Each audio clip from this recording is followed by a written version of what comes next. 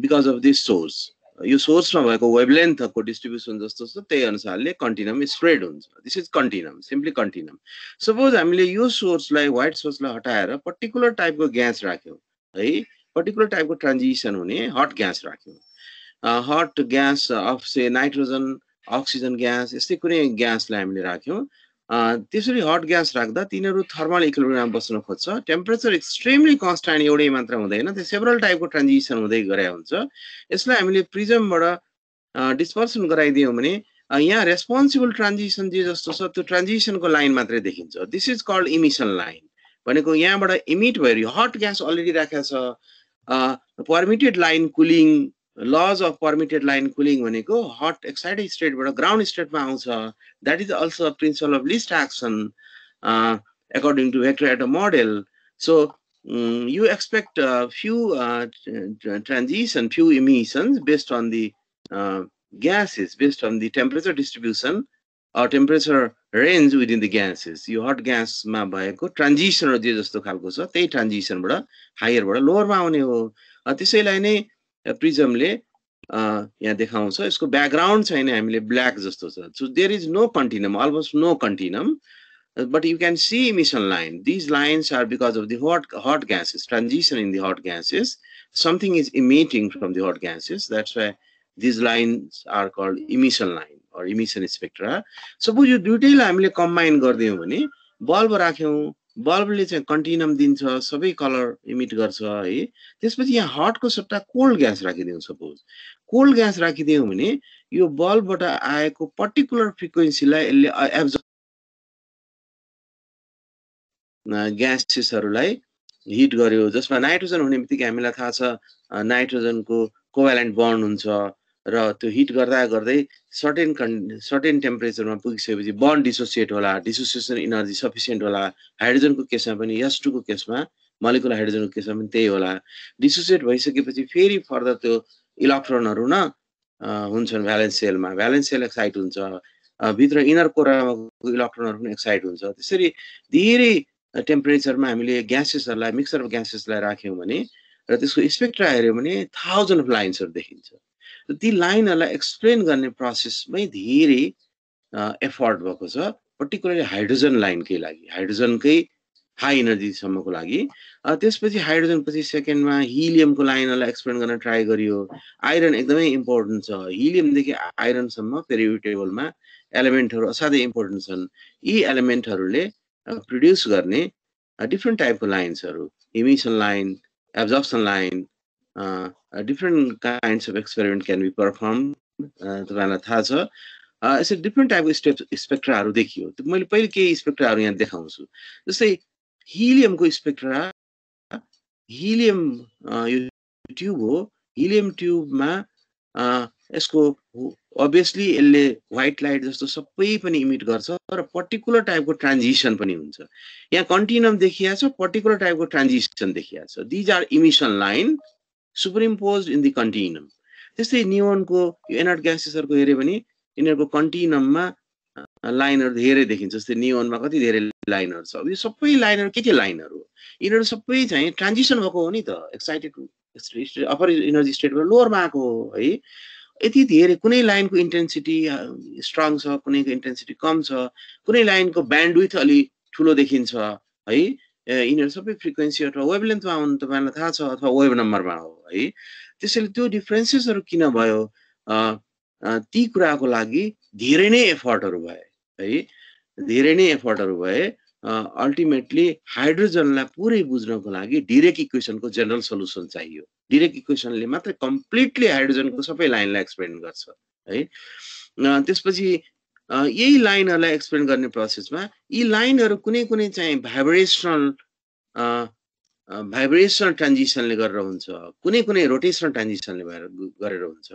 Rotation ट्रान्जिसनले गरेर हुने लाइनहरु चाहिँ फाइन लाइनहरु हुन्छ. तिनीहरुको विड्थ स्पेसिङ इक्वल हुन्छ. भाइब्रेसनमा त्यो जरुरी छैन. भाइब्रेसन लाइनको बीचको स्पेसिङ चाहिँ रिलेटिभली लार्जर हुन्छ. हामीलाई थाहा छ कि इलेक्ट्रोनिक ट्रान्जिसनको त एकदमै डिस्टिंक्ट हुन्छ. इलेक्ट्रोनिक ट्रान्जिसनको धेरै लार्ज हुन्छ है.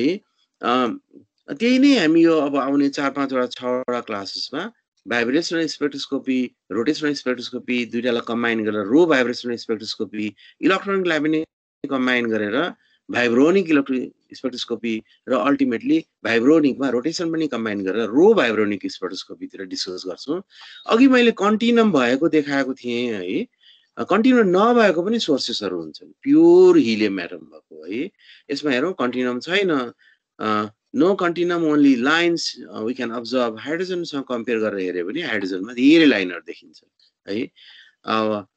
त्यसै गरी यी लाइन्सहरू नै हाम्रो अहिले डिस्कसन केही क्लासेसहरूमा यी लाइन्स कुन भाइब्रेसन हो, कुन रोटेसन हो, यसको रिजन के हो, भाइब्रेसन ट्रान्जिसनको रिजन, त्यही नै हामी स्टडी गर्छौँ।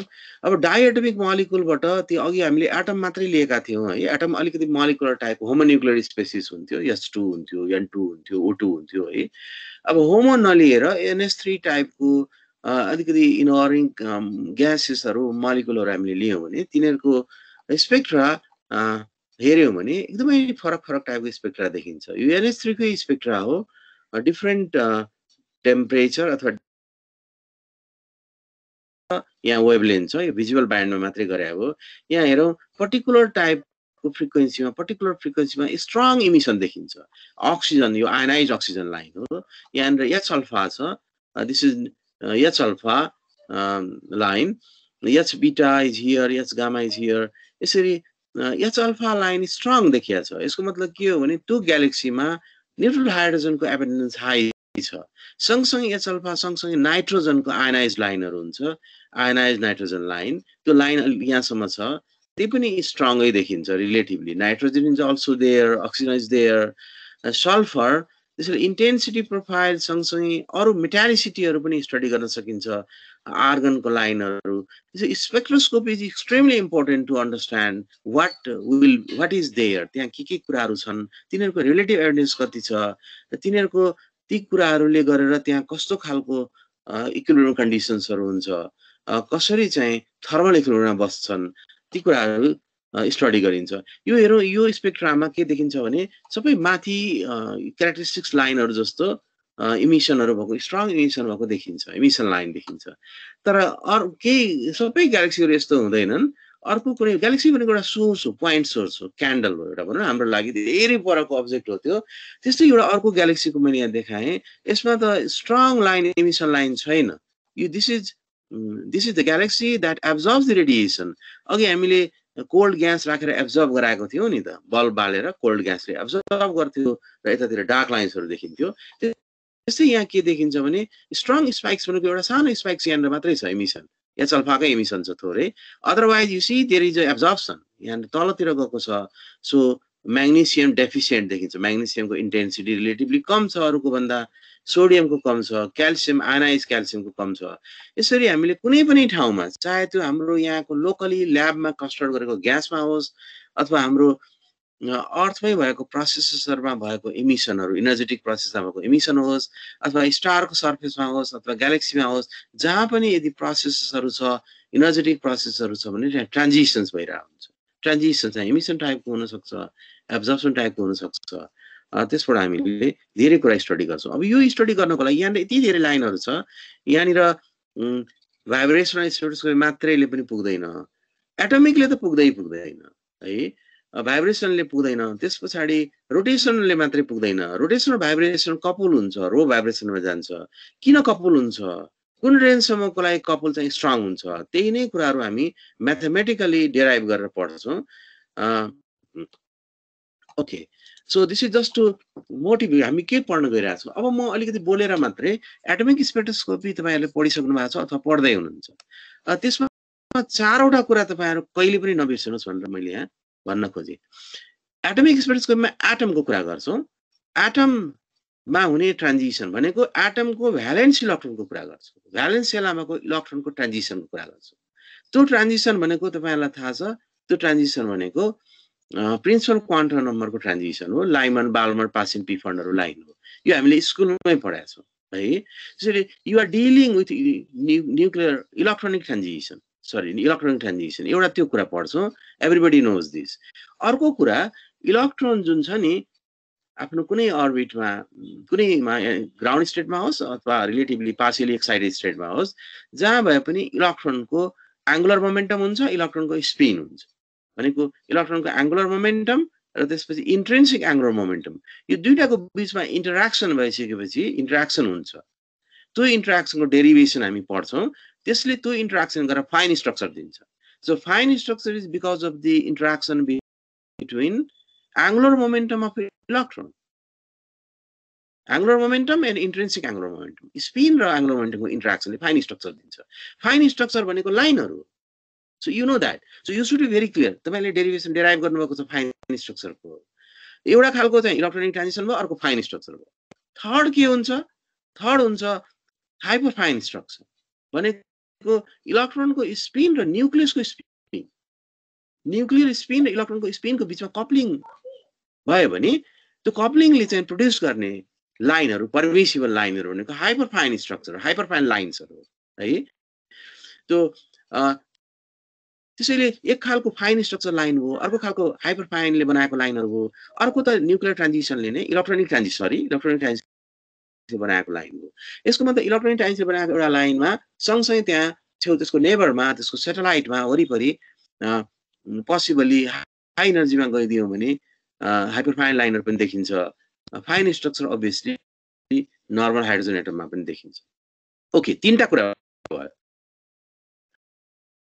इलेक्ट्रोन भनेको इलेक्ट्रिकली न्यूट्रल हो, इलेक्ट्रोम्याग्नेटिकली न्यूट्रल हो। सरी भनेको कुनै पनि एटम भनेको atom is electromagnetically neutral. Electron move गरिरहेछ, इलेक्ट्रोन मुभ गरिरहेछ भने बुझ्न आइसोलेट गरेर बुझ्यौ भने त्यसलाई आइसोलेसनमा लग्यो भने करेन्ट फ्लो भइरहेछ भन्छौ। करेन्ट फ्लो भइरहेछ भने म्याग्नेटिक फिल्ड क्रिएट हुन्छ है, तर त्यो म्याग्नेटिक फिल्डको स्ट्रेन्थ एकदमै कम हुन्छ, तपाईलाई थाहा छ। इलेक्ट्रिक फिल्डको स्ट्रेन्थ पनि कम हुन्छ। त्यहीँनिर आफ्नै म्याग्नेटिक फिल्ड आफ्नै इलेक्ट्रिक फिल्डबाट त्यसले इन्टरेक्ट गर्ने र त्यहाँ लाइनहरु, यो अहिले जुन लाइनहरु हामीले डिस्कस गर्यौं नि तीन खालको, यो लाइनहरुमा स्प्लिटिङ हुने चान्सेस कम हुन्छ। स्प्लिटिङ इन प्रिन्सिपल हुनुपर्छ, तर त्यसलाई रिजल्भ गर्न सकिएको छैन। त्यसैले हामीले एक्सटर्नल म्याग्नेटिक फिल्ड अप्लाई गर्छौं एटममा। एक्सटर्नल म्याग्नेटिक फिल्ड अप्लाई गरेर कुनै डाइरेक्सन अनि हेर्छौं के हुँदै रहेछ यी लाइनहरु। हामीलाई थाहा छ लाइनहरु स्प्लिट हुन्छ। जीमन इफेक्ट, पासिनब्याक इफेक्ट भनेको म्याग्नेटिक फिल्डको रेस्पोन्समा यी लाइनहरु जुन छ नि एटमको लाइनहरु, एटममा हुने परमिसिबल लाइनहरु, यो परमिसिबल लाइनहरु स्प्लिटिङ हुन्छ। स्प्लिटिङ भनेको लाइनको संख्याहरु बढ्यो है। अनि त्यस्तै इलेक्ट्रिक फिल्डले गरेर पनि इफेक्ट आउँछ, त्यहाँ पनि स्प्लिटिङहरु हुन्छ। डिफरेन्ट काइन्ड्स अफ स्प्लिटिङ हुन्छ, डिफरेन्ट काइन्ड अफ अन्डरस्ट्यान्डिङ गरिन्छ। स्टार्क इफेक्ट हामी पढ्छौं है। म्याग्नेटिक फिल्ड र इलेक्ट्रिक फिल्डले गरेर हुने ती परमिसिबल लाइनहरु जति छ, चाहे त्यो हाइपर फाइन होस् अथवा इलेक्ट्रोनिक ट्रान्जिसन होस्, यी लाइनहरुमा हुने इफेक्टहरु, स्प्लिटिङको इफेक्टहरु, शिफ्टिङको इफेक्टहरु, यो इफेक्टहरु यो पार्ट स्टडी गर्ने एटमिक स्पेक्ट्रोस्कोपीमा हो है। यो चारवटा कुरा इम्पोर्टेन्ट हुन्छ भनेर सोच्नुपर्छ। र चारवटा मध्ये चौथो कुरा चाहिँ जुन म्याग्नेटिक फिल्ड र इलेक्ट्रिक फिल्डमा हुने इफेक्ट चाहिँ अभियसली मलिक्युल भए पनि, लार्जर मलिक्युल भए पनि, भाइब्रेसन भए पनि, रोटेसन भए पनि, मिक्स भएर आए पनि त्यो कुराले गभर्न गर्छ। ओके, एटमको लाइन क्यारेक्टरिस्टिक्स हुन्छ। जुन पनि लाइन, चाहे त्यो हाइपर फाइन होस्, फाइन स्ट्रक्चर लाइन होस् अथवा चाहिँ स्प्लिटिङ भएर गएको लाइन होस्, त्यो लाइन यदि छ भने, स्प्लिट भएको छ भने क्यारेक्टरिस्टिक टाइपको पर्टिकुलर टाइपकोमा जान्छ है। तर त्यो एटम होइन, मलिक्युल हो, सिम्पल मलिक्युल हो, डायटोमिक टाइपको मलिक्युल हो। अघि हामीले देखाएको थियौं नि, त्यस्तो टाइपको मलिक्युल हो भने यस्तो खालको क्यारेक्टरिस्टिक्स लाइन हुँदैन। त्यस्तो केसमा लाइनहरु चाहिँ यस्तो खालको वेभी टाइपको लाइन हुन्छ र हरेक लाइनले चाहिँ एक खालको ट्रान्जिसन बताउँछ। हरेक वेभीले त्यो वेभीको इन्टेन्सिटी प्रोफाइल पनि चेन्ज हुन्छ। इन्टेन्सिटी ल पनि हामीलाई चाहियो, इन्टेन्सिटी रुल चाहियो। सँगसँगै यसरी वेभी किन बन्छ त्यो पनि चाहियो। सिम्पल डायटोमिकको लागि कुरा गरे है मैले, डायटोमिक ट्रायटोमिकको पनि लगभग यस्तै खालको स्ट्रक्चर। तर हामी अलिकति हेभियरमा गयौं, लार्जर मलिक्युलमा गयौं, कम्प्लेक्स सिस्टममा गयौं है, अर्ग्यानिक मलिक्युलरमा गयौं भने यस्तो खालको नभएर यो यस्तो खालको गाउसियन जस्तो तर माथि यो खिएको जस्तो यो कोर्स स्ट्रक्चर भनेर भन्छौं। यो फ्यागी स्ट्रक्चर्सहरु, फ्र्याङ्की स्ट्रक्चरहरु हुन्छ। भनेको this is the superposition, this bump is because of the superposition of several lines or several Gaussian like lines. यहाँ भित्र यस्तो खालको खिएको टाइपको कसरी बन्यो त्यो लार्जर मलिकुलमा यसको पनि हामीले साइन्स गर्नुपर्छ यो भाइब्रेसन प्योर हुन सक्छ अथवा रोटेसनको इफेक्ट यसमा कम भएको हुन सक्छ यसमा चाहिँ रोटेसन भाइब्रेसन इलेक्ट्रोनिक तीनटै स्ट्रङली कपल भए पनि हुन सक्छ अदरवाइज पनि हुन सक्छ है जबसम्म हामी यो राम्रोसँग बुझ्दैनौँ तबसम्म यतातिर मुभ हुँदैनौँ ओके हाम्रो कोर्सको मेन टार्गेट चाहिँ यसलाई अन्डरस्ट्यान्ड गर्ने र यतातिर मुभ हुने molecular spectroscopy. Okay, so regarding the atom, possible transitions of the in the atom, you know this. Electronic transition तपाईलाई थाहा छ तपाईलाई फाइन स्ट्रक्चर पनि थाहा छ पढिसकेका छ हाइपर फाइन पढिसकेका छ स्प्लिटिङ गर्दा हुने म्याग्नेटिक फिल्ड थोरै भयो भने कस्तो स्प्लिटिङ हुन्छ म्याग्नेटिक फिल्ड बढाउँदै लग्यो भने इफेक्ट कसरी चेन्ज हुँदै जान्छ एनामलस जीमैन इफेक्ट पनि थाहा छ है त्यो सबै कुराहरू जे जस्तो भए पनि यही नै हो यस्तै खालको ट्रान्जिसन हुने अर्बिटलमा हुने ट्रान्जिसन्सहरु है स्प्लिटिङ पनि अर्बिटलमै हुन्छ त्यसैले so this you know this you have to be very clear about this okay अब यहाँनिर जाँदाखेरि हामीले अलिकति त्यो अर्बिटल भन्दा फरक किसिमले हामी जान्छौं त्यही आज हामी स्टार्ट गर्छौं हार्मोनिक ओसिलेटर चाहिँ डायटोमिकमा प्योर डायटोमिक S2N2 टाइपको छ भने हार्मोनिक ओसिलेटर होला तर पनि हामीले S2 लाई हिट गर्यौं हिट गर्दा गर्दा गर्दा गर्दा ओसिलेट भाइब्रेट भइरा हुन्छ त्यो है म्याक्सिमम टेम्परेचर गयो भने त्यो S2 को जुन कोभ्यालेन्ट बन्ड छ त्यो त ब्रेक हुन्छ ब्रेक भएपछि त हार्मोनिक हुनै सक्दैन हार्मोनिक त इन्फाइनाइट सम्म जानुपर्छ थिङ पनि इक्वल हुनुपर्छ त्यो हार्मोनिसिटी त्यसको डिस्ट्रोय हुन्छ हार्मोनिसिटीबाट डेभिएट भएर एनहार्मोनिसिटीतिर जान्छ त्यही नै कुरा हामी पहिले यसमा पढ्छौं त्यसपछि यहाँ क्यापिटल S र क्यापिटल S1 लेखेको छ this is the Edison of a total effect यहाँ स्पिन मात्रै लेखेको छ तर obviously we should calculate J and you know Clapeyron coefficients you know many electron system तर many electron system हामी त्यति धेरै सिस्टममा चाहिँ गएको छैनौं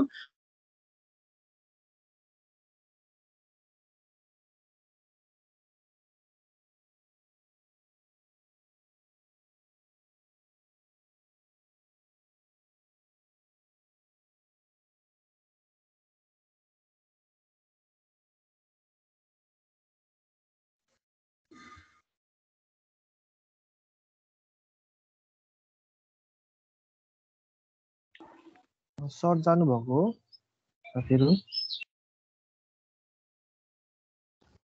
कोही आउन नै आएको छैन जानु भएको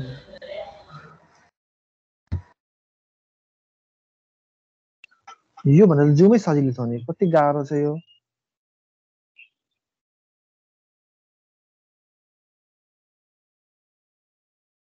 यसमा अलिकति क्वालिटी डिक्रिज भएको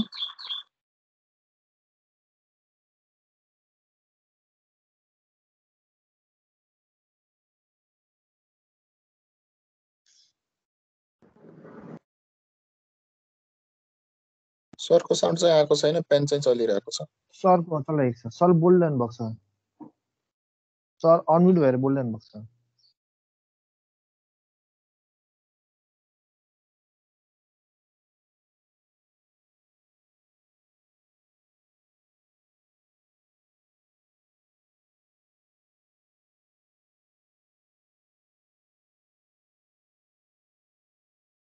ओके यो साउन्ड अफ भएको थियो मेरो हजुर सर थ्यांक यू है बीचमा भन्दिनु है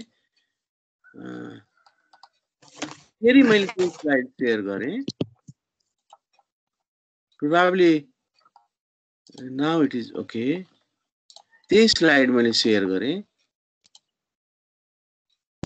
सर क्वेशन छ सर क्वेशन अहिले पछाडी जाउँ पहिले स्टार्ट गरौँ यसमा अनि त्यसपछि है बीचमा क्वेशन अहिले सम्झिनुस् अथवा चाहिँ त्यहाँ च्याटमा पनि लेखे हुन्छ पछि हामी डिस्कस गर्छौं अब एउटा टिपिकल केस मैले एउटा अगाडिको स्लाइडमा जे कुराहरु भनेको छु त्यो कुरालाई मैले चाहिँ समराइज गर्न ट्राई गरे यो स्लाइडमा त्यसपछि हामी सुरु गर्छौं suppose you have this particular type of transition and due to this transition you have suppose one line यो पनि यो ट्रान्जिसन ले गरेर भएको है अब यसमा अघि हामीले भनेको जस्तो यसमा suppose hyper fine structure magnetic field electric field ले गरेर यो यसको वरिपरि लाइनहरु देखिने कुराहरु हुन्छ एटमिक इफेक्टले गरेर त्यसलाई अहिले हामी बिर्सौं है अब सपोज त्यो एटम नभएर त कुनै मोलिक्युल हो त्यो मोलिक्युलमा पनि त भ्यालेन्स मोलिक्युलमा पनि एटमहरु हुन्छन् ती एटमहरुको भ्यालेन्स इलेक्ट्रोनहरु हुन्छ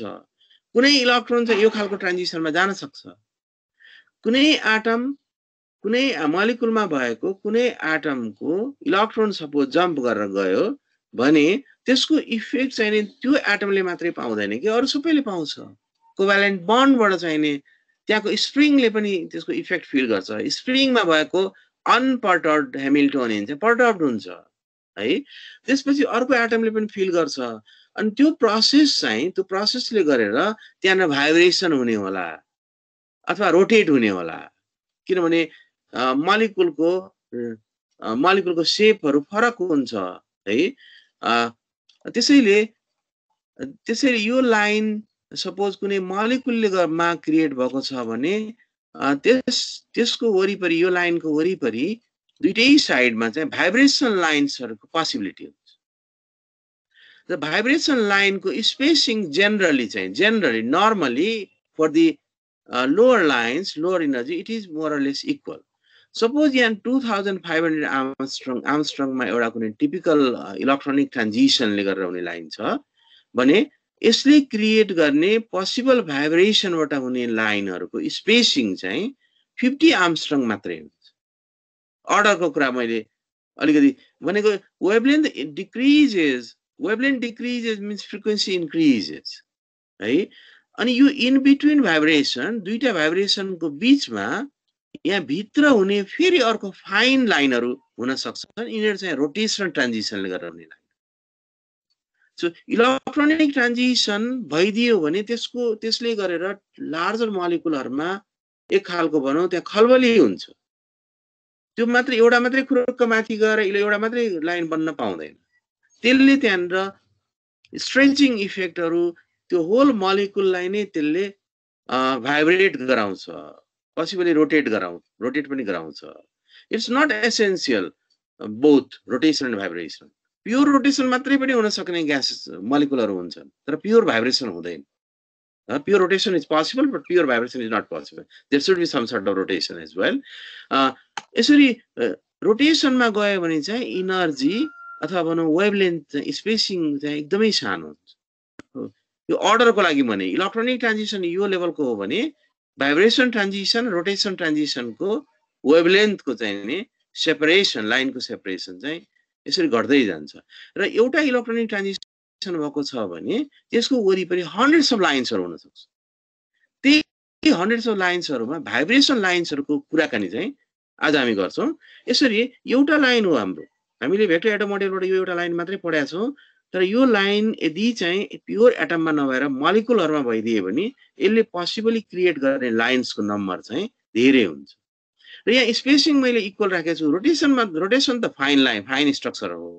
रोटेसन स्पेसिङ इक्वल हुन्छ है तर भाइब्रेसनको स्पेसिङ इक्वल हुँदैन स्पेसिङ जति माथि गयो नि हायर एनर्जीमा गयो स्पेसिङ घट्दै जान्छ त्यही नै आज हामी डिस्कस गर्छौं र पछि म तपाईले मन लाग्न सोध्न खोजेको कुरा पनि हामी डिस्कस गर्छौं ओके सो एट फर्स्ट सबभन्दा पहिले हामी we ignore rotational fine structure रोटेसनलाई अहिले हामी बिर्छौं रिजिड रोटेटरको कुराकानी हामीले पढाएको छौं त्यसलाई म रिकल गराएर दुईटा तीनटा क्लास पछि रोटेसनलाई यसमा कपल गराउँछौं जोड्छौं पहिले कन्सिडर भाइब्रेसनल स्ट्रक्चर भाइब्रेसनलाई मात्रै प्योरली हेरौं कुनै मोलिक्युल छ त्यो मोलिक्युल भाइब्रेट भयो अब त्यो मोलिक्युल हामी कन्सिडर गर्छौं भाइब्रेसन स्पेक्ट्रोस्कोपी पहिले डिस्कस गर्छौं त्यसपछि त्यसमा भाइब्रेसनमा इलेक्ट्रोनिकलाई जोड्छौं भाइब्रोनिक बनाउँछौं त्यसपछि हामी त्यो भाइब्रोनिकमा रोटेसनलाई जोड्छौं र रो भाइब्रोनिक बनाउँछौं यसमा तीनटै ट्रान्जिसन हुने भयो है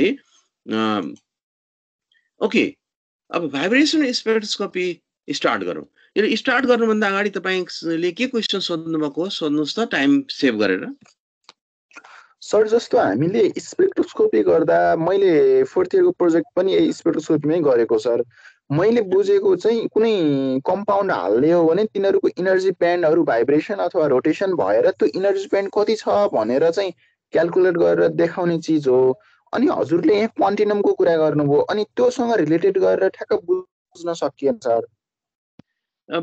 कम्पाउन्डको स्पेक्ट्रोस्कोपी कसरी तपाईँले ब्याचलरमा गर्नुभयो? कम्पाउन्डको स्पेक्ट्रोस्कोपी त मोस्ट डिफिकल्ट टास्क हो। कि त त्यसलाई कम्प्युटेसनल टुलले गरिन्छ, theoretically it is very difficult to go to if you don't know. जस्तो सर मैले युरियाको चाहिँ spectroscopy Raman spectroscopy as well as FTIR हेरेको सर हैन। Infrared spectroscopy is completely different. IR spectroscopy हामी पछि पढ्छौँ, थोरै छ है। अनि रमन स्पेक्ट्रोस्कोपी चाहिँ कस्तो हो सर? रामन भनेको पनि इन्फ्रारेडमा हुन्छ। रामनको पनि स्ट्रोक्स र एन्टी स्ट्रोक्स लाइनहरू त्यसको फ्रिक्वेन्सी हेऱ्यो भने आईआर स्पेक्ट्रामा हुन्छ है। तर आईआरमा पनि यो भाइब्रेसनको रोल छ, रोटेसनको रोल चाहिँ नि अलमोस्ट चाहिँ नि हुँदैन। स्ट्रोक्स एन्टी स्ट्रोक्स लाइनमा भाइब्रेसनको रोल त एकदमै इम्पोर्टेन्ट छ। त्यो हामी यो सबै तीनटै पहिले स्पेक्ट्रोस्कोपी पढिसकेपछि भाइब्रोनिकमा रो भाइब्रोनिक पनि राखेर पढिसकेपछि अनि हामी आईआरमा जान्छौँ, रामनमा जान्छौँ। रामन हामीले धेरै अगाडि बिएससीमा गरिसकेका छौँ। हामी खालि रामनमा यी तीनटा कुरा जुन फन्डामेन्टल्सहरू हुन्, तीनटा कुरा मध्ये कुन कुराले लिड गर्छ, कुन कुरा प्रोनाउन्स भएर आउँछ भन्ने डिस्कस गर्छौँ र त्यसको फर्मुलाहरू पनि डेराइभ गर्छौँ। एउटा फर्मुला छ। Okay very good. अब स्टार्ट गरौँ, हामी सिम्पल केसबाट स्टार्ट गरौँ, किनभने हामीलाई त हार्मोनिक ओसिलेटर मात्रै थाहा छ अहिलेसम्म हामीले जे कुराहरू गरेका छौँ क्वान्टममा, क्लासिकलमा एकदमै हार्मोनिक टाइपको ओसिलेटर, क्लासिकल टाइपको एकदमै जहिले पनि भाइब्रेट उस्तै किसिमले भइरहने। जस्तो H2 N2 इमेजिन गरे भने H र H को बीचमा कोभ्यालेन्ट बन्ड छ, त्यो एउटा स्प्रिङ जस्तो, स्प्रिङ कन्स्ट्यान्ट के छ र त्यसलाई हामीले इनर्जी सपोज सर्टेन इनर्जी दियौँ, इनर्जी दियो भने त्यो ओसिलेट भइरहन्छ। अलिकति इनर्जी बढायौँ फेरि भिगोरसली ओसिलेट हुन्छ। यस्तो खालको ओसिलेट हुँदै गर्छ।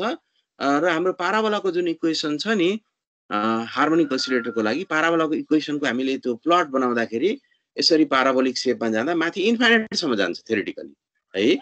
अब मैले यहाँ सबभन्दा पहिले कन्सिडर के गरेँ भने suppose you have diatomic molecule but masses of these molecule, masses of the atoms in that molecule are not same.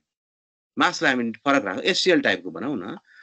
Okay, अब यो सिस्टम तपाईलाई थाहा छ यो सेन्टर मास हो, डिस्टेन्स हामीले यसरी अजाइन गर्यौँ। Okay, let's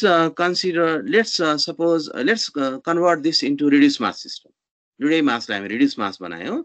so you have represented your system as reduced mass mu and the distance between the rigid center of mass लाई हामीले rigid wall बनायौँ होला। So this is your R. हामीले two body system लाई one body system मा लग्यौँ। Okay, so then you can write, suppose you have certain potential, यसको potential छ, जस्तै हार्मोनिक ओसिलेटरमा त हाम्रो potential V equals to half kx square हो नि त। त्यही मैले अहिले हार्मोनिक ओसिलेटरै लेख्न खोजेको है। V equals to half kx square लेखेँ, अथवा यसलाई हामीले यसरी एङ्गुलर फ्रिक्वेन्सी ओमेगाको फर्ममा पनि लेख्छौँ, k equals to mu omega square.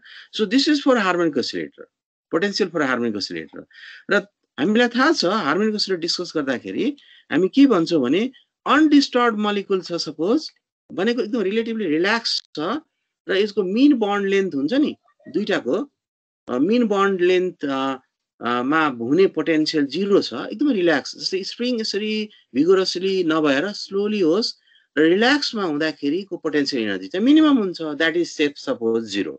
त्यसलाई हामी अनडिस्टर्ब भनेर भन्छौँ। हार्मोनिक ओसिलेटरको केसमा हामी क्लासिकलमा पनि यही सपोज गर्छौँ। For undisturbed molecule potential is 0 भनेको त्यति त्यो स्प्रिङ तन्केको छैन, स्प्रिङ रिल्याक्स भएर बसेको छ है। In this situation energy levels are described by, you know this is according to quantum mechanics, you know there should be possibility of 0 point energy. मैले n लाई चाहिँ mu भनेर लेखेँ किनभने यो क्वान्टम नम्बर भाइब्रेसनल स्पेक्ट्रोस्कोपमा mu भनेर लेखिन्छ, हाम्रो बुकमा पनि त्यही छ, n लाई मैले रिप्लेस गरेँ। So you know this is energy eigen value और एनर्जी फर हार्मोनिक ओसिलेटर। यदि पोटेन्शियल यस्तो टाइपको छ भने यो एनर्जी हो। ओके, अब यो हामीलाई थाहा भएकै कुरा फेरि अहिले अगाडिकै कपी गरेँ। यो हार्मोनिक ओसिलेटरको यस्तो खालको हुन्छ है। तपाईलाई थाहा छ कि स्पेसिङ यो एनर्जी लेभलहरू E0 E1 यो हाफ h कट ओमेगा 3/2 5/2 यसरी जान्छ। यो कहाँसम्म जान्छ त भन्दा यो त पाराबोलाको इक्वेसन हो, V is proportional to x square हो, हाफ kx square हो, यो त इन्फाइनाइटसम्म जान्छ थ्योरिटिकली है पाराबोला त यसरी सिधै माथि जान्छ है यसको मतलब हामीले सपोज इमेजिन गरौँ कुनै डायटोमिक मोलिकुल छ त्यसलाई हामीले हिट गर्दै गयौँ भने त्यहाँनिर त्यो भिगोरसली एक्साइट हुँदै जान्छ त्यो स्प्रिङमा चाहिँ नि इनर्जी हिट गर्दै गयो भने म्याक्सिमम टेम्परेचर दियौँ एकदमै हिट गऱ्यौँ भने डायटोमिक ग्यासेसहरूलाई त्यो बन्डको पनि हरेक बन्डको डिसोसिएसन इनर्जी हुन्छ सधैँ हार्मोनिक अस्सिलेटर जस्तो अस्सिलेट भइरहने जति पनि हाई इनर्जीमा हुँदैन र एउटा सर्टेन इनर्जी दिँदाखेरि जुन पनि डायटोमिक ग्यासेसहरूको बन्ड डिसोसिएट हुन्छ बन्ड ब्रेक हुन्छ टुट्छ दुईटै छुट्टिन्छ है एससीएल को एच र सीएल छुट्टिन्छन् यसको मतलब के हो भने पाराबोला त जहाँसम्म छुट्टिन सकेन त्यहाँसम्म चाहिँ पाराबोला भयो त्यसपछि त्यो पाराबोलाको जुन यो माथि गएको छ नि त्यो त ब्रेक भयो डिसोसिएट भयो त्यसलाई हामीले भाँच्नु पर्यो पाराबोला है so this equation gives equally spaced energy levels with characteristics you know this experimentally के देखियो भने धेरै ग्यासेसहरू डायटोमिक टाइपको ग्यासेसहरूमा ग्यासेसलाई हिट गरेर म्याक्सिममसम्म पुर्याइयो त्यसपछि त्यसको स्पेक्ट्राहरू फेरि कुल डाउन गरियो र त्यसको स्पेक्ट्रालाई स्टडी गरियो डायटोमिकहरूलाई त्यसपछि के देखियो भने पाराबोला अनुसारले नै भिगोरसली अस्सिलेट हुन्छ भन्यो भने त स्पेसिङ पनि इक्वल हुनु पर्यो र लास्टमा त डिसोसिएट भयो डिसोसिएसनलाई छोडिदियो स्पेसिङ इक्वल हुन्छ त भनेर हेर्दा स्पेसिङ पनि इक्वल देखिएन लोवर लेभलको स्पेसिङ चाहिँ इक्वल हुने देखियो जति हिट गर्दै गयो त्यति भिगोरसली चाहिँ नि भाइब्रेट हुँदो रहेछ ग्यासेस भाइब्रेट्स भिगोरसली एट हाई टेम्परेचर्स है यसको मतलब त्यो बेलामा एकदमै हाई टेम्परेचरमा लगेर फेरि कुल गर्दाखेरि सुरुको स्टेजको कुलिङमा चाहिँ स्पेसिङ चाहिँ मिनिमम स्पेसिङ एक्सपेरिमेन्टली यो दुईटा कुरा अब्जर्भ गरियो त्यही कुरालाई पहिले यहाँ राखेँ in the laboratory following facts are realized as temperature increases molecules vibrate more vigorously gives rise to large number of successfully closer energy levels भनेको यसरी इक्वली स्पेस तलको चाहिँ इक्वली माथि गयो भने चाहिँ इक्वल नहुने रहेछ अलिकति स्पेसिङ चाहिँ सानो सानो हुँदै जाने रहेछ भन्ने देखियो स्पेक्ट्रामा the higher excited there are several अगाडि मैले पनि कतिपय प्लटहरु देखाएँ अहिले हामी फर्मुला डेराइभ गर्छौं भेरिफाई गर्छौं है त्यसपछि पनि प्लटहरु देखाउँछौं रियल एक्सपेरिमेन्टल स्पेक्ट्राहरु देखाउँछौं the higher excited energy levels are closely spaced जति माथि क्लोजली स्पेस हुँदै रहेछ molecules are found to be dissociated obviously हरदम हार्मोनिक अस्सिलेटर जस्तो भाइब्रेट भइरहने जुन पनि टेम्परेचरमा म्याक्सिमम टेम्परेचरमा त डिसोसिएट हुन्छ एट हाई टेम्परेचरमा डिसोसिएट जुन पनि मोलिकुल हुँदो रहेछ भन्ने कुरा थाहा भयो यसको मतलब अब हामीले यस्तो खालको पोटेन्शियल बनाउनु पर्यो हार्मोनिक अस्सिलेटरको पोटेन्शियल जुन थियो नि हाफ के एक्स त्यसलाई हामीले मोडिफाई गर्नु पर्यो त्यो पोटेन्शियल यसरी मोडिफाई गर्नु पर्यो कि त्यसले लोअर स्पेसिङमा हार्मोनिक अस्सिलेटरको प्रोपर्टी थोरै एनर्जीमा जाँदाखेरि हार्मोनिक अस्सिलेटर जस्तो देखाओस् हायर एनर्जीमा जाँदाखेरि एक्सपेरिमेन्टमा देखेको फ्याक्टरहरूलाई सेटिस्फाई हुने थ्योरी डेभलप गरोस् र अल्टिमेट हाई एनर्जीमा पुग्दा त्यो ब्रेक पनि होस् त्यहाँ डिसोसिएसन एनर्जीको लागि पनि टर्म राख्नु पर्यो लोअर एनर्जीमा पारावाला जस्तो मिल्नु पनि पर्यो हार्मोनिक अस्सिलेटर जस्तो मिल्नु पनि पर्यो है त्यसको लागि हार्मोनिक अस्सिलेटरलाई एनहार्मोनिक अस्सिलेटर बनाउनु त्यही नै आज हामी गर्छौं therefore the nature of molecular vibrations is not exactly the same as that of harmonic oscillator मोलिकुलको भाइब्रेसन चाहिँ खास गरी लार्जर मोलिकुलमा गयो भने भाइब्रेसन त हार्मोनिक अस्सिलेटर जस्तो त हुँदैन तल्लोको लेभल पनि नहुन सक्छ first excited ground state so this suggests that the quadratic potential of equation 1 means V equals to half kx square must be modified. That potential should be modified to include at least a few higher order term राख्नु पर्यो त्यसलाई पनि राख्नु पर्छ त्यो first term त्यो हो अरु टर्महरु हामीले एड गर्नु पर्यो किनभने फर्स्ट टर्म त किन चाहियो भने अरु टर्म नेग्लेक्ट भइसकेपछि फर्स्ट टर्म चाहिँ हार्मोनिक अस्सिलेटर तिर जान्छ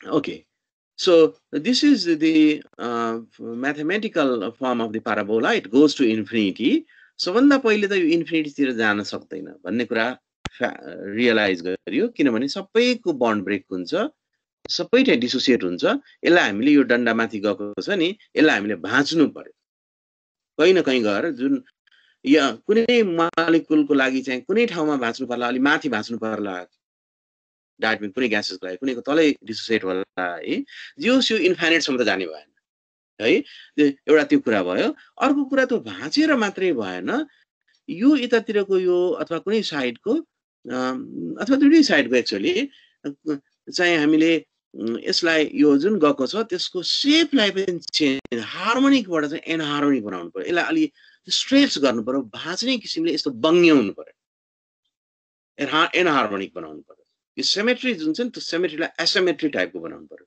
है त्यो कसरी बनाउने त्यही नै वर्कआउट गर्छौँ अहिले मैले एउटा इक्वेसन के लेखेँ भने हार्मोनिकको लागि यो मात्रै टर्म हो अब हामीले यसलाई एनहार्मोनिक बनाउनु पर्यो एक्सपेरिमेन्टल रिजल्टलाई सुटेबल गर्नको लागि मैले यो हार्मोनिक यो सेकेन्ड अर्डर पोलिनोमियलमा छ पाराबोला टाइपको भयो भने त्यसकै पोलिनोमियल डिग्रिज अफ पोलिनोमियललाई इन्क्रिज हुने टर्महरू हामी एड गर्न हायर अर्डर टर्महरू एड गर्न सक्छौँ कोएफिसिएन्ट राख्दै एड गर्दै गर्यो अब यो दुईटा कोएफिसिएन्ट हामीले राखेका छौँ हुनसक्छ यो एउटा कोएफिसिएन्टले चाहिँ स्पेसिङलाई लोअर गर्ने काम गरोस् अर्को कोएफिसिएन्टले चाहिँ हुनसक्छ डिसोसिएसन एनर्जीको लागि वर्कआउट गरोस् है अथवा अझै हायर अर्डरमा जानु परोस् हामीले यसरी कि स्क्वायर क्यू फोर्थ भनेर इमेजिन गर्यौँ यसले मात्रै पुग्दैन भन्यो है so this is actually we'll discuss it today this is asymmetry of potential energy asymmetry arise गर्यो नि त यसलाई त सिमेट्री थियो हार्मोनिक थियो यसमा उनले क्यूब टर्म एड भयो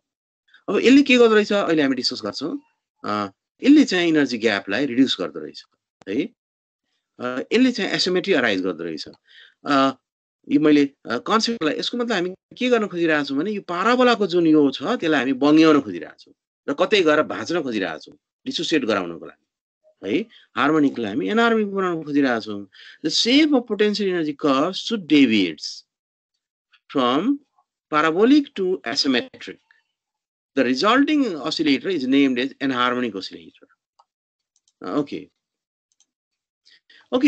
यो मैले एउटा इम्प्रेसनको लागि मैले यो पाराबोला जस्तो बनाएँ पाराबोलामा हामीलाई थाहा छ स्पेसिङ इक्वल हुन्छ जति माथि गए पनि इक्वल हुँदै जान्छ यो पनि इन्फाइनाइटसम्म जान्छ यो आइडियल रियलिस्टिक नभइकन यो आइडियलिस्टिक केस हो है तर सपोज हामीले यसलाई एनहार्मोनिक बनायौँ यसरी यसलाई भाँच्यो बङ्ग्यायौँ सिमेट्री थियो सिमेट्रीबाट एसिमेट्री बनायौँ भने के होला त यो भाँच्ने भनेको त माथि हामीले हाई एनर्जीमा गएपछि डिसोसिएट हुने हो सबभन्दा माथिपट्टि चाहिँ अलिक बढ्ता भाँच्नु पर्यो फुत्किने नै बनाउनु पर्यो त्यहाँबाट नाइट्रोजन छुट्टिने नै बनाउनु पर्यो है बाउन्डेड सिस्टमबाट अनबाउन्डेडतिर लग्नु पर्यो त्यसैले यसलाई बढ्ता भाँच्नुपर्छ माथिपट्टि त्यस पछाडि एक किसिमले तल कनेक्ट गर्नुपर्ने हुन्छ त्यसैले तलको चाहिँ थोरै भाँचिया हुन्छ माथिको भाँच्दाखेरि तल्लो लेभल यहाँ मैले एउटा इम्प्रेसनको लागि मात्रै के देखाएँ भने यो तल्लो लेभल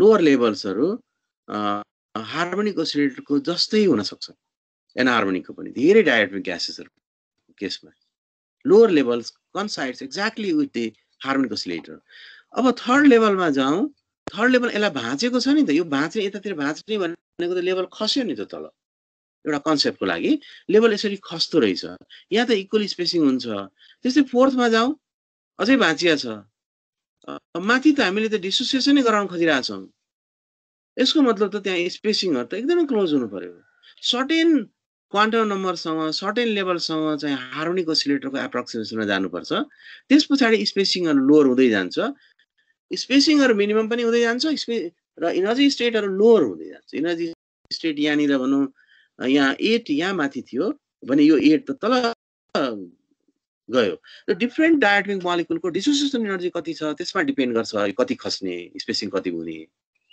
त्यसमा इम्प्युरिटिजहरु कति छ र यो अहिले हामीले जे कुरा गरिरहेका छौं भाइब्रेसनल स्पेक्ट्रोस्कोपीको लागि एउटा ह्यामिल्टोनियन कन्स्ट्रक्ट गर्ने कुरा गरिरहेका छौं अनि त्यो ह्यामिल्टोनियनलाई हामी कुनै स्टेशनरी पर्टर्बेसन थ्योरी युज गरेर हामी त्यसलाई सल्भ गर्छौं ओके अब यस्तो खालको enharmonic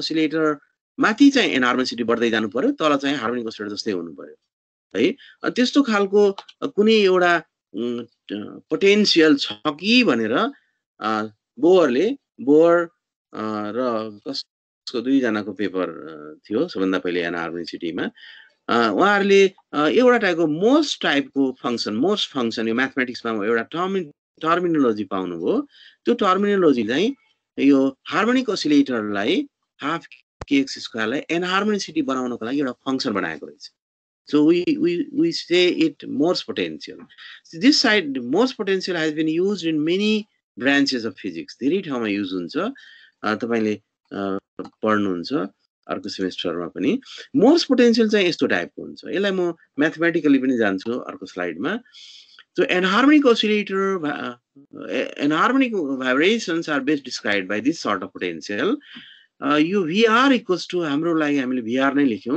this D is for dissociation energy कहीं न कहीं गएर ब्रेक हुन्छ यो राख्नु पर्यो dissociation energy लाई DE भनेर हाम्रो बुकमा सिम्बल राखे हुनाले मैले त्यो राखे this is actually D 1 minus e to the power this is a coefficient we have to explain what is this coefficient यो coefficient ले स्ट्रिङ कन्स्ट्यान्टहरु दिनु पर्यो half kx square half k छ नि त्यो half k k लाई explain गर्नु पर्यो यो त obviously हाम्रो पोटेन्शियलमा हुन्थ्यो r minus r naught यो भनेको मीन बन्ड लेन्थ हो है जसमा पोटेन्शियल मिनिमम हुनु पर्छ यसरी हामीले मोस्ट पोटेन्शियल मोस्टली डिस्क्राइब गरेको फंक्सनलाई पोटेन्शियलको लागि लेख्यौं है अब यो हामीले सोचेको अघि एनहार्मोनिसिटी बनाउन बन्छ कि बन्दैन त्यो हेरौं The exponential function can be expanded into terms containing quadratic, cubic, higher powers.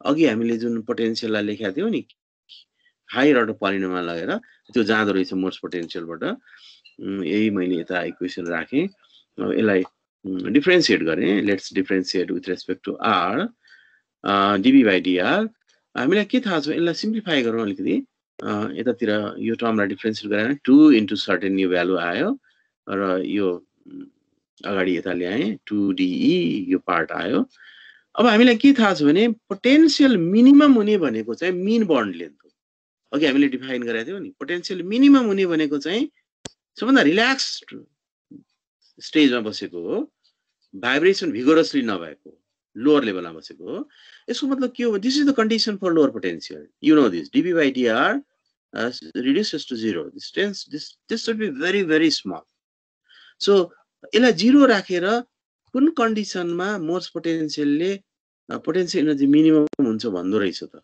भनेर हेरौं यहाँ 0 हामी राख्यौं यसको ठाउँमा 0 राख्यौं ओके त्यसपछि अब यहाँनिर यो टर्ममा हेरौं यो डिसोसिएसन एनर्जी यहाँ छ डिसोसिएसन एनर्जी कहिले पनि 0 हुँदैन दिस नेभर भ्यानिसेस सबै ग्यासेसको सबै डायटोमिक मोलिकुलहरुलाई त्यहाँ भएको बन्डलाई डिसोसिएट गर्न सकिन्छ है दिस नेभर भ्यानिसेस यो 0 हुँदैन 0 कुन हुनु पर्यो त भन्दा यो इक्वेसन सेटिस्फाई हुनलाई त 0 त केही हुनु पर्यो यो 0 हुँदैन यो 0 हुनु पर्यो दिस शुड बी 0 यो 0 गरेर अब हेरौं के हुँदै रहेछ यसलाई हामीले this equals 0 means 1 equals to this 1 भनेको e to the power 0 so you can compare the exponents and find the relation between beta and r so from this what you found is r equals to r naught भनेको हाम्रो जुन hypothesis थियो नि r naught भनेको मीन bond length हो r naught 0 हुँदै रहेछ r naught r tends to r naught हुँदै रहेछ dv by dr 0 हुँदा केमा मोस्ट पोटेन्शियलमा पनि त्यो हाम्रो अगाडिको जुन कन्सेप्ट छ नि मिनिमम पोटेन्शियल हुने लेन्थ चाहिँ मीन बन्ड लेन्थ हो त्यो रिल्याक्स स्टेटको हो त्यो पुरा सेटिस्फाई हुँदै रहेछ okay so most potential can be used it gives the minimum potential at r equals to r naught and r naught is therefore the minimum potential energy occurs at r equals to r naught which is the mean bond length of the molecule मा जति जति एउटा bond भए पनि त्यसको मीन bond length चाहिँ r naught हामीले अघि रिड्युस मास सिस्टममा गएको थियौं हामीले त टु बडी मात्रै लिएर कन्स्ट्रक्ट गरे अहिले टु बडी नै सोच्ने अहिले है तर बडीको मासेस चाहिँ अनइक्वल छ भन्ने सोच्नु पर्छ ओके अब फेरि अघि त हामी 0 r equals to r naught एउटा लिमिट भयो मिनिमम एनर्जी भएको लिमिट भयो अब suppose r equals to infinite मा गयो भने मीन बन्ड लेन्थ स्ट्रेच हुन्छ नि स्प्रिङ हो त्यो एनर्जी सप्लाई गरे भने भिगोरसली अस्सिलेट हुन्छ र अल्टिमेटली त्यो स्ट्रेच भएर ब्रेक हुन्छ ब्रेक हुने भनेको डिसोसिएट हुन्छ so potential energy should be equals to dissociation energy at r equals to infinite theoretically you लेख्न सक्छौ So this is the dissociation energy required to stretch bond from R naught. This is the minimum to infinity. Infinity the break huncha. So this also satisfied by Morse potential. Here the parameter beta contains the force constant. Obviously force constant relation beta सँग हामीले निकाल्नु पर्यो है। अब यसको लागि हामी के गर्छौं, हामी अघिकै मोर्स पोटेन्शियलमा यो r - r naught लाई सजिलोको लागि हामीले x इन्ट्रोड्युस गर्यौं। So writing Morse potential in terms of x, you have this form, and you square some Morse potential ma square लाई मैले a plus b whole square लाई simplify गरे twice ab plus b square. Okay, अब यिनीहरुलाई हामीले tailor एक्सपान्सनहरुको गरेर हेर्न सक्छौं, दुईटैको higher अर्डरमा जान सक्छौं, किनभने हाम्रो पोटेन्शियल त हायर अर्डरमा पुग्नु पर्यो नि, हार्मोनिकबाट एनार्मोनिक तिर जानु पर्यो। यिनीहरुलाई एक्सपान्ड गरौँ त, अनि हाम्रो हाइपोथेसिस जुन अगाडि थियो नि, यस्तो खालको हाइपोथेसिस थियो, हार्मोनिक भनेको यो मात्रै हो।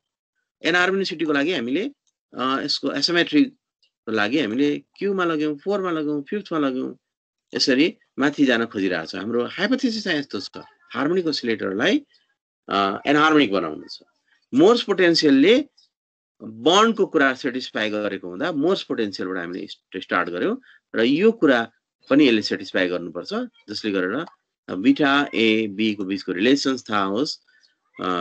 Okay, so this is well known exponent, well known expansion for e to the power x or cx. You know this, you know Taylor series. Taylor series लाई राम्रोसँग बुझ्नुस् है, बायनिमल एक्सपान्सन र टेलर सिरिज चाहिँ त्यसको कन्सेप्ट के हो, किन त्यसलाई एकदम राम्रोसँग बुझ्नुपर्छ, धेरै ठाउँमा युज हुन्छ, एकदमै इम्पोर्टेन्ट। ओके, अब हामीलाई यो टर्महरु अघिको मोर्स पोटेन्शियलको टर्ममा थियो 2 into e to the power minus beta x, यसैबाट एक्सपान्ड गरे, सिम्प्लिफाई गर्दा यस्तो खालको हुँदै रहेछ है।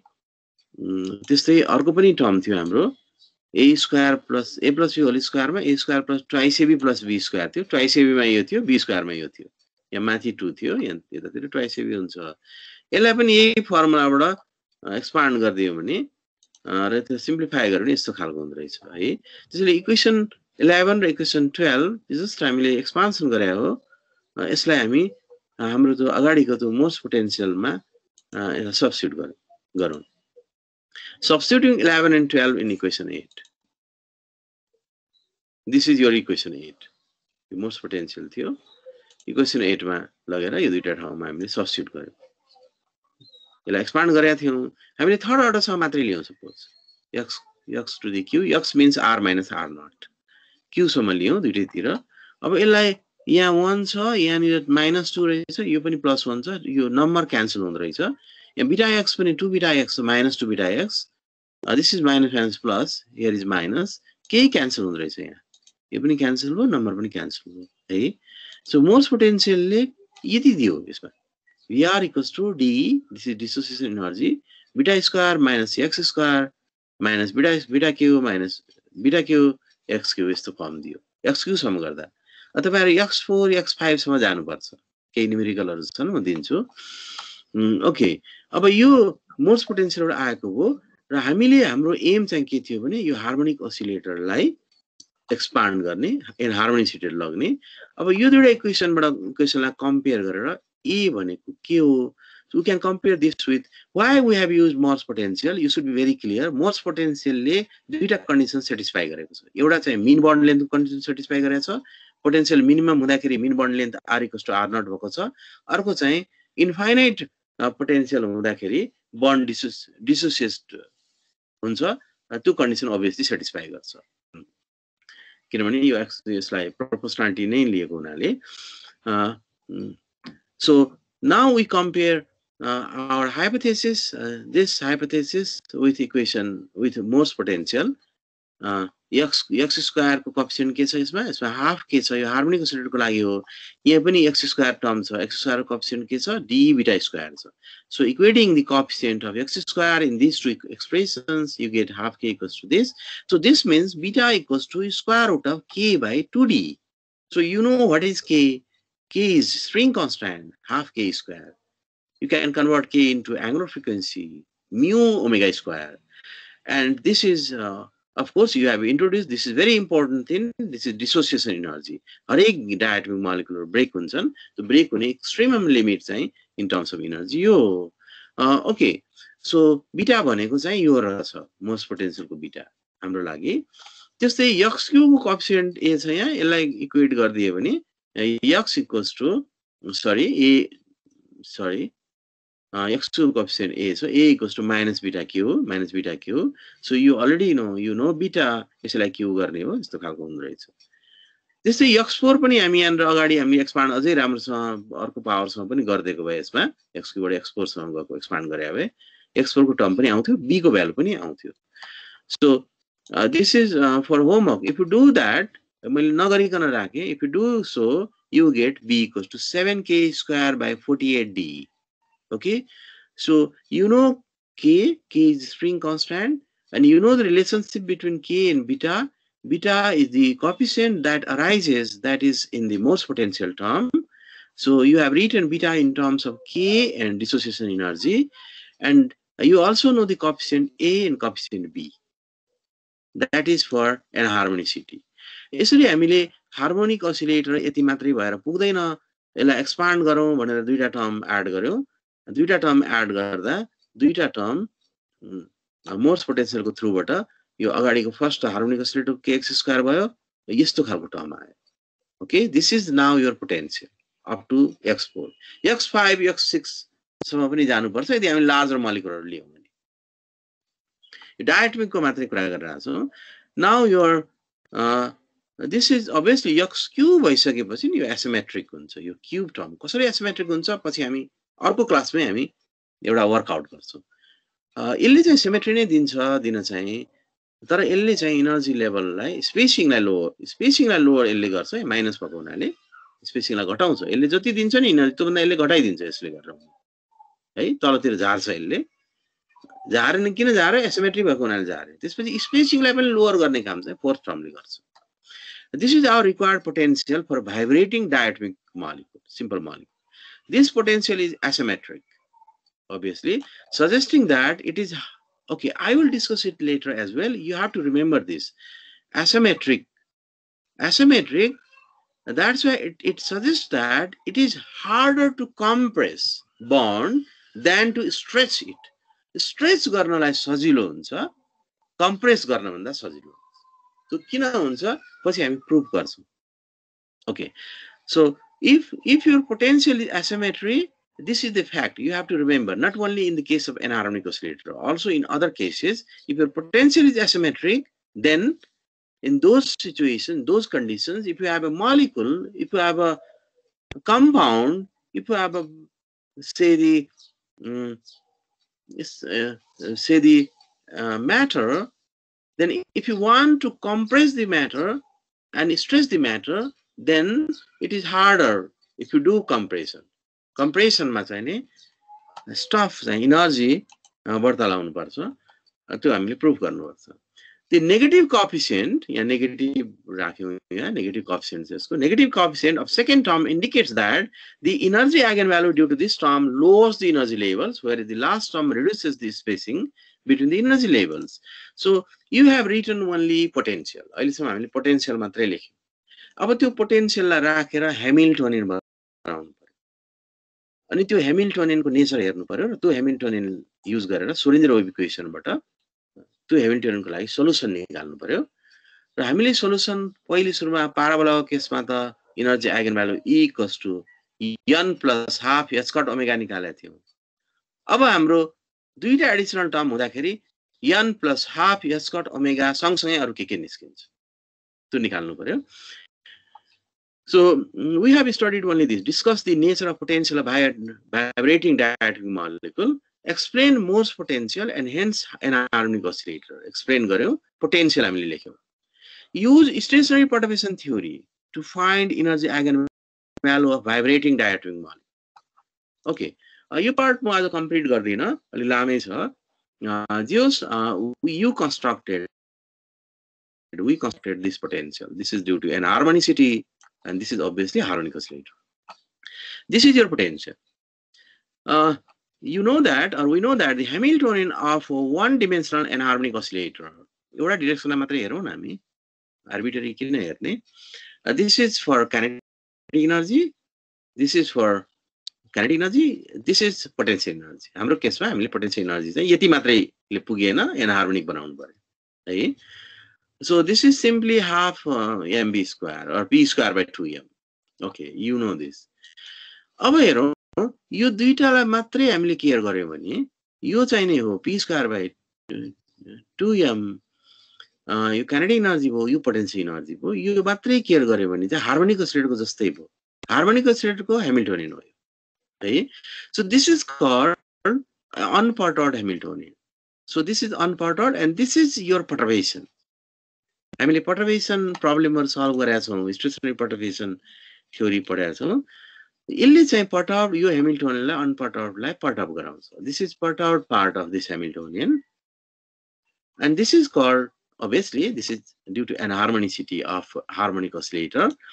Okay, and you also know what is K, what is A, and what is B. हामीले यो अगाडि निकालिसकेका छौं. अब हामी Hamiltonian लेख्न सक्छौं.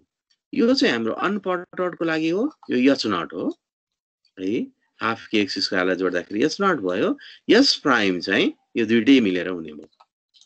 ओके, अब हामीले stationary perturbation theory रिकल गरौँ. You need a switching parameter if you want to perturb, if you want to solve this equation. यहाँ हेरौँ त टाइम को इन्भल्भमेन्ट छैन अहिले. हामीले time dependent perturbation theory use गरेर सल्भ गर्नुपर्ने सिचुएसन आएको छैन. त्यो सिचुएसन आउन सक्छ.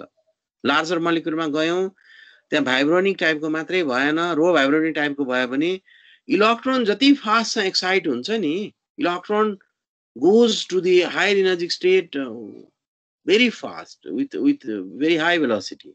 तर इलेक्ट्रोन माथि जाँदाखेरि न्यूक्लियसले इलेक्ट्रोन जुन एटमको इलेक्ट्रोन थियो त्यसको न्यूक्लियसले चाहिँ थाहै पाउँदैन. त्यो आइसकेपछि बल्ल स्लोली थाहा पाउँछ. Nuclear transition is very delay process. त्यसले गर्दा के हुन्छ त्यो कुराहरु हामी पछि डिस्कस गर्छौं. जे होस्, हाम्रो लागि टाइमको रोल, टाइमलाई हामीले डायटोमिक मोलिक्युलमा टाइमको रोल इम्पोर्टेन्ट हुँदैन, त्यसको कुनै इफेक्ट देखिदैन. त्यसैले हामी time independent perturbation theory use गर्छौं. त्यसको लागि आइदर हामीले perturbation प्यारामिटरलाई आइदर स्विच अन गर्नुपर्छ कि अफ गर्नुपर्छ. अफ गर्दियो भने unperturbed मा गयो, अन गर्दियो भने perturbed मा गयो है. So you need to introduce switching parameter lambda. You know this. This is 0 means you have only unperturbed system, and if you have switched on this means your perturbation, which is time dependent, is fully turned on. So you have to solve. You have to use time independent Schrödinger equation to solve this this sort of potential, time independent potential with some sort of perturbation. Okay, अब यो हामीले अगाडि गरेकै कुरा हो. First सेमेस्टरको मैले त अगाडि नै पढाएको स्लाइडबाट केही इक्वेशन्सहरु त्यसैबाट कपी गरे. You want to solve your Hamiltonian in this equation with the help of this Schrödinger equation. Now you have to expand your wave function and energy in terms of your perturbation parameter. Perturbation parameter मा expand गर्नु पर्यो. You have expanded. This is 0 ground state, this is first static state, second static state. This is energy मा त्यस्तै हुने भयो है. You know what is E0? यो ground state को हार्मोनिक oscillator जस्तो हो. यो चाहिँ एक्साइटेड भएको हो. त्यो फेरि फर्दर अर्को एनर्जी लेभल को आइबयो. Okay, now if you substitute these two, perturbation, expansion of wave function and energy, in equation 5, you get this. And if you arrange this and equate the coefficient of lambda coefficient हामीले अगाडि गरेको जस्तै rearranging like powers of lambda, you have this lambda को लागि lambda square, यसरी lambda square सँग मात्रै लियौं. Now equating the coefficient of lambda to the power 0 भनेको constraint को लागि दुईटै साइडमा गरे भने यो lambda to the power 0 भयो, यो यतातिर 0 रहेछ है. दुईटाले लेख्यो भने यो ग्राउन्ड स्टेट को एनर्जी आयो. Yes, not psi naught, this is unperturbed Hamiltonian. Psi naught ground state, everything is ground state. So this is for harmonic oscillator. This is also called zeroth order wave function. You know this. This is for harmonic oscillator. You also know what is wave function, wave फंक्सनको expression के हुन्छ, एनर्जीको expression के हुन्छ तपाईलाई थाहा छ। अब हामी के गर्नुपर्ने भएको छ भने यसको कोएफिसिएन्टलाई कम्पेयर गर्ने र फर्स्ट अर्डर एनर्जी निकाल्ने, वेभ फंक्सन पनि निकाल्ने र अर्को क्लासमा हामी यसलाई कन्टिन्यू गर्छौं र त्यसरी कन्टिन्यू गर्दा हामीले के पाउँछौं भने okay you get this sort of this expression for if you go to the first excited state you get यो हार्मोनिकली गरेर हुने चाहिँ यति मात्रै हो हामीलाई थाहा छ। एनहार्मोनिसिटीले हायर एनर्जीमा गइदियो भने यो टर्म आउँदो रहेछ माइनस न्यू प्लस हाफ यो जस्तै छ square s cot omega square by 4d. So this is called energy eigenvalue for an harmonic oscillator, but this is only up to lambda to the power, if you can, only up to first excited energy level. First step को perturbation को लागि हो। तपाईले completely switch गर्नुभयो, लेम्डामा आउनुभयो, switch on गर्नुभयो, त्यसपछाडीको यो हो। त्यसभन्दा अर्को पनि सेकेन्ड E2 को लागि पनि निकाल्न सकिन्छ, E3 को लागि निकाल्न सकिन्छ है। So we do it later.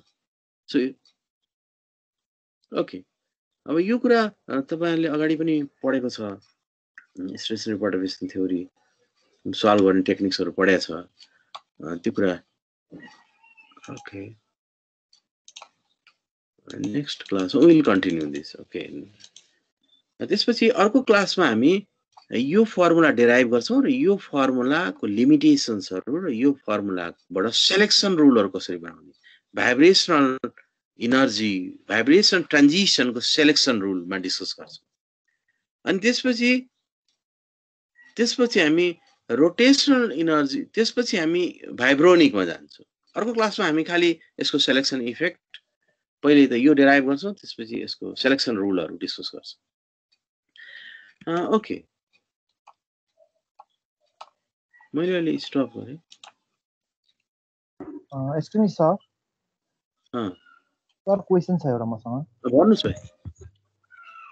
Sir जुन त्यो मोलिकुलको जुन स्पेक्ट्रा हुन्छ नि हैन, त्यो चाहिँ अब मोलिकुलमा भएको इलेक्ट्रोनहरुको ट्रान्जिसनबाट हुन्छ, मोलिकुलको रोटेसनबाट हुन्छ, मोलिकुलको भाइब्रेसनबाट हुन्छ नि हैन।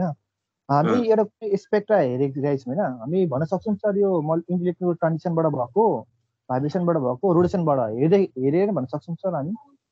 हेरेर भन्नलाई यदि सिम्पल मोलिकुल हो भने जस्तै डायटोमिक मोलिकुलको भन्न सक्छौं है, इभन NH3 टाइपको मोलिकुल, इनअर्गेनिक मोलिकुलहरुको पनि भन्न सक्छौं, तर अर्ग्यानिक कम्पाउन्डमा गए भन्न सक्दैनौं किनभने त्यो मिक्स भएर आउँछ, प्योर रोटेसन मात्रै हुन्छ। पछि हामी प्रुफ पनि गर्छौं है, तिनीहरु रो भाइब्रेसन भएर आउँदाखेरि रोटेसन पनि छ, भाइब्रेसन पनि छ, दुईटैको क्वान्टम नम्बर सिमल्टेनियसली चेन्ज भएको हुन्छ। त्यसैले त्यसलाई हामीले रो भाइब्रेसन भनिदिनु पर्ने हुन्छ अथवा भाइब्रोनिक भनिदिनु पर्ने हुन्छ।